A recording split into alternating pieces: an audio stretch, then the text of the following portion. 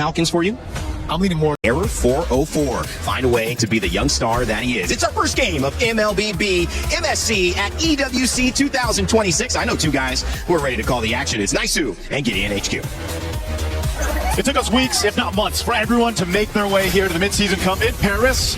And we're going to find out the next champion for MSC here at EWC 2026. It's me, Naisu, Gideon, to bring you the action to start off our group stage. Gideon, we have to talk about the Eudora. Oh yeah, this is interesting. This is really interesting to see because most of the time, most people wouldn't even consider Eudora to be part of this particular meta, and Clockwood has already missed a couple of minions, which is already pretty bad look for the start. But the laning phase is by far the hardest part for the Eudora.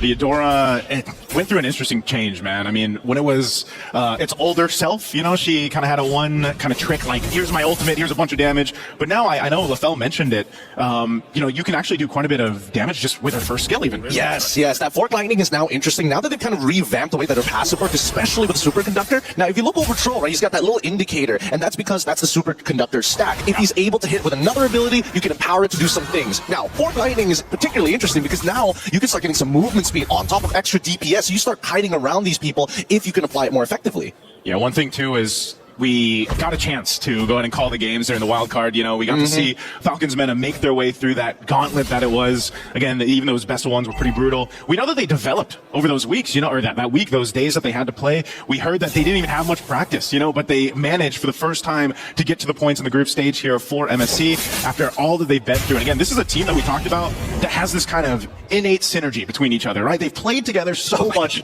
on the international stages. Is it going to happen? Aaron 4-4 is waiting for 30 full seconds until level 4 has been hit straight away with a combination, but he's going to get disengaged instantly. Landshaker will buy a little bit of time, allowing Arrow 4-4 to get on out of there, but the final slash will put Sabat in a compromised position with no flicker, first blood, achieve fatal links as well to combo in, and the power of friendship nets them 4 kills in the first 2 minutes of the game. Hey man, forget the turtle. Let's just go get some bodies, and they'll do this, just that. First turtle's going to be theirs as well for Falcons meta.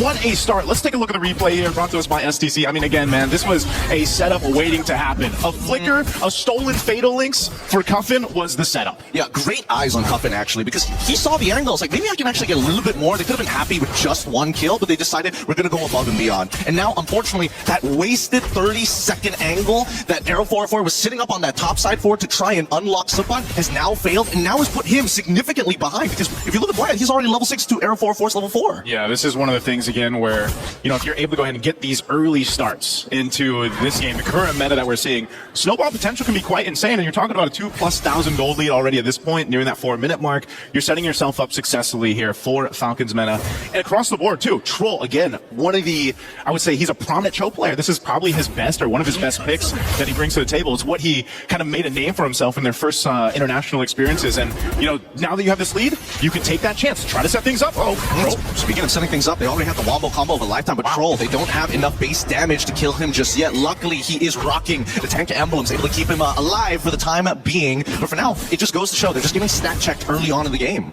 Stat check for now. Here's another. Oh, now once again, getting the Superconductor off of Boyette. Well-timed heavy spin. Now, this is a big issue that I'm seeing, right? Because Vamos, they've got a lot of wombo combo tech. If Falcons, are in the right place at the right time, that heavy spin kind of counters everything. Same can be said about the final slash at the end. But the fact that everybody has flickers, it really goes to show, yo, we are here to fight, we are here to combo, and that's it.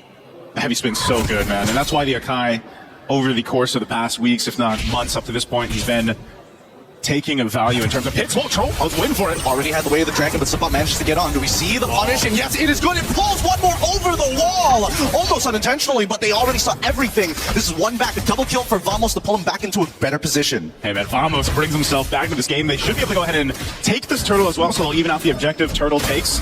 Really good counter punch. Again, this was Troll starting that fight up, but Vamos saw it coming and they responded exactly how they needed to. Now after the turtle, they'll rotate down to the bot here. They want to put some pressure on Sana if they can.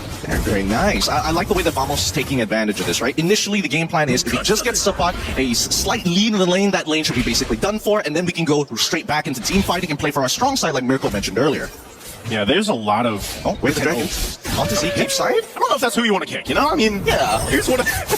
You're just saying hi. Here, I'm gonna kick you in the air. You know, I know you're an Atlas, but he might have wanted that hero. I don't know. He probably would have wanted the Way of the Dragon. It'd be nice if he had it, but Nako still has Purify, so it doesn't really matter. Very surprising to see that despite Nako not exactly having the greatest of matchups into this Bruno, that Bruno usually is the one who takes down the first turret. This time, it's Nako. And Nako's up 700-ish gold, almost to the 700 point, right? This is, again, one of those cases where you see a lot of gold laners, they just kind of sit in their lane, they do their thing, they get farmed up. I call it the gold lane experience. And for a Claude especially, you want to hit that power spike, right? Those 3 items. Bruno hits a little bit faster because of just the nature of the hero. But, you know, right now, both gold laners are sent off in a really good momentum in their own. This is Zeke actually looking for a potential pick, but it's not going to happen. Now Nako can just go ahead and switch over sides and continue to farm up. I think what you meant was actually Claude's the one who gets it faster. His items are significantly cheaper compared to like Berserker's Furies and Haas Claws, right, coming in from Sano. So the fact that we're seeing Nako already doing so well, oh boy, this is dangerous. Final Slash coming through and Zeke getting wombo combo to the ground. But let's see whether Falcons can reach for a little bit more. They decide not to after using 4 ults and they back away. Okay, so no flicker burn. It looks like Falcons gonna. Do they still want to put some pressure here, Troll? They're trying to call it. I think that at least for Troll's ult, it shouldn't be anywhere close. I'm not 100% sure. This Cuffin definitely can steal an ult. We'll look there at Boyette. Here we go. Turtle, third one of the game, last one here. Fighting for space. Already, Switch Migration is good. Now into the Blazing 2, and Nako somehow is the one who actually takes away this turtle. And now they're on to Boyette. A double kill for Nako so far, and they're not done. Today, the Fatal Links actually called. They've delayed enough time, and Sanji, unfortunately, cannot outplay into 4 members. Okay, the firepower seems to be there for Vamos. They get the turtle. They're looking for more fights, potentially here. Ooh, and now underneath the turret, stolen Fatal Links on towards Nako, but it doesn't matter. He has Purify, gets out of there quick, and now, in fast succession, from that bot tier 1, they've taken away the purple buff. They've taken away the mid turret on top of defending their own jungle. Vamos is taking a whole lot, man. I mean, think about it. Just minutes ago, you have that 2,000 gold lead for Falcons Meta, and it's changed so quickly. You know, the pendulum has now swung over to Vamos. They're knocking down tier 1 turrets now, taking what they can to set themselves up for that first Lord here in about a minute. Look at the items coming into place. Again, look at the lead between the gold lane. Yeah, it's actually kind of ridiculous. I'm not 100% sure. I think maybe 1 recall is what I spotted out in the laning phase, but then after that, not 100% sure how badly it went for him. But it's great for Nako. Like, this is the gold lane experience that every gold laner prays for. Let's look at the gold distribution for a deeper look. Oh, wait, hold on. Immediately, find a pick on the support side. The Fatal Links eye catches onto 3. Heavy spin from Boyette. It's good. They're thinking about it. The combos are just too much. Sanji able to find it into 1 more. They need to get the last 2, but Clockman and Nako have lost their front line. Beautiful train. What happened to Vamos' positioning on the map, man? I mean, again, we were just kind of talking about how they had this lead. Let's take a look at the replay here. Once again, they just catch Alsapot. The rest of the team gets, they got heavy. They got heavy spun on, man. That's what happened. Big heavy spin. No way to kind of buffer the spatial migration. And worse yet, it was literally at the edge of the mid lane wall. So a little unlucky. I think Vamos, no sweat to break, but it kind of evens out the gold. Yeah, that's essentially brought it to an even game for this first Lord now, as both teams fought for position. If you want to look at the upper hand for Vamos, it's they've got a couple extra turrets down, right? So they got a little bit more space to work with on the map. But Lord, and the fact that you also have the Nakai in the hands of Boyette, and you have this kind of tanky front line to deal with this, you could potentially set things up off of your own initiation, depending on what Cuffin decides to do with the Fatal Links. He's got his own, so they're going to take their time with this. Oh, look at this. Even Cuffin, Troll is looking for a flank angle. He's sitting around the purple buff, and the rest of the Falcons are actually dancing around this Lord. They don't actually want to take it. They just want to open it up. Fatal Links into 1 so far, right into the spatial migration. It's great, but that's already 2 fat ults already gone. And I'm not sure whether Air 4-4 is going to get it back up in time if Falcons do decide to rush this. Yeah, it looks like they want to. It's half health on this Lord. Troll still trying to zone out here. Oh, by the way, the Dragon already good. Fatal. Oh, wait, Air 4-4 gets pushed out of it, but he's still, with the spatial migration, gets the Lord in time. Sano in the backline gets caught by Nako, and by then, this fight is already over. They chase the last remaining members, and even with a lightning truncheon, it might just not be good enough. Cuffin, no more ways to dash. Zeke kills him, and now the score is 9-8. Wow, what a fight from Vamos. Not only were the Lord secured by Arrow 404, but you got to give it to Sabat, man. He zoned out the proper members from Team Falcons. Nako followed through after that. You're going to look at the replay here. Keep an eye on this setup. Again, Lord is secured, even amidst all of this.